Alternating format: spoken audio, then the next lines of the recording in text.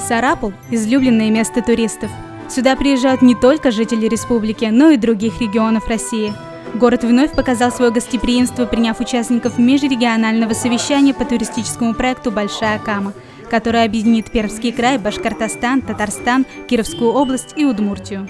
Я считаю, что вот настала пора приглашать всех на Большую Каму, потому что здесь расположены, еще раз говорю, потрясающие города с потрясающей историей.